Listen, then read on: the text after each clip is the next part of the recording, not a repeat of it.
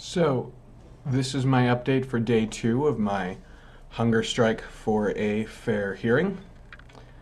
And I should let you know that a couple of things are different this time from my last test hunger strike in May 2011. First of all, you will notice I am inside.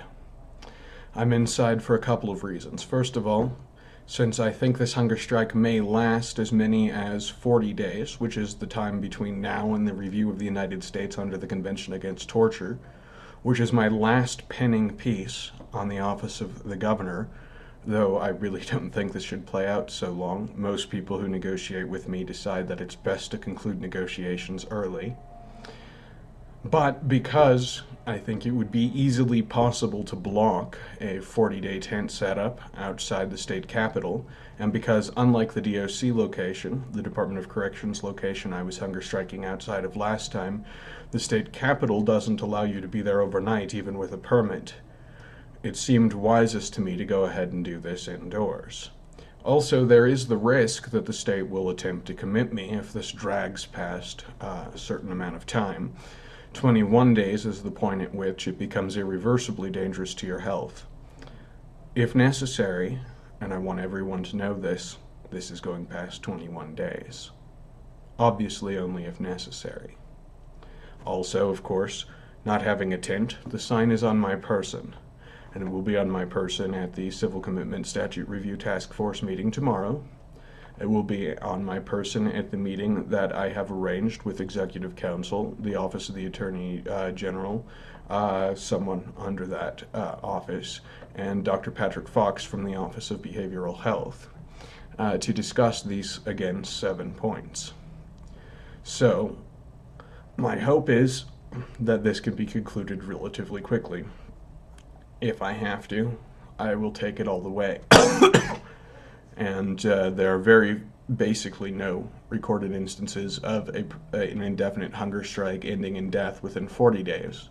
So if I have to take it all the way, I'll be going to the United Nations before this is over. As far as notes on my physiology, so far, again, par for course. I realize I got a little repetitive last time. But what I have noticed is, unlike 3 years ago, I've been getting weakness to develop faster. Now, maybe that's because I've been going from a hotel room to my computer, at least during these early days before I get very weak and can't move about. But it might also be because 3 years older, 30 instead of 27, makes a difference, and I've been chain smoking a great deal because dopamine. Who knows? All I know is the soonest I expect to see action from the state is Thursday. So I will be continuing my updates until then, and I will be continuing this hunger strike until then.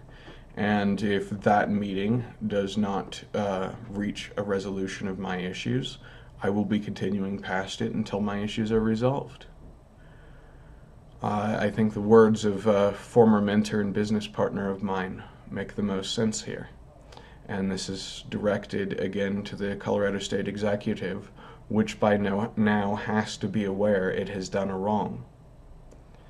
A former mentor of mine once said that of all the people in the world he would rather not cross swords with, I was at the top of the list.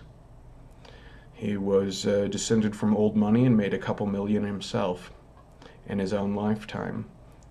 And he said that primarily because I ask only for what is just, proper, and reasonable, and I make sure I get it. And so again, my 7 points of request to the state are just, proper, and reasonable. And Mr. Governor, and all under his command, I intend to get them. Thank you very much. Day 2. Peace.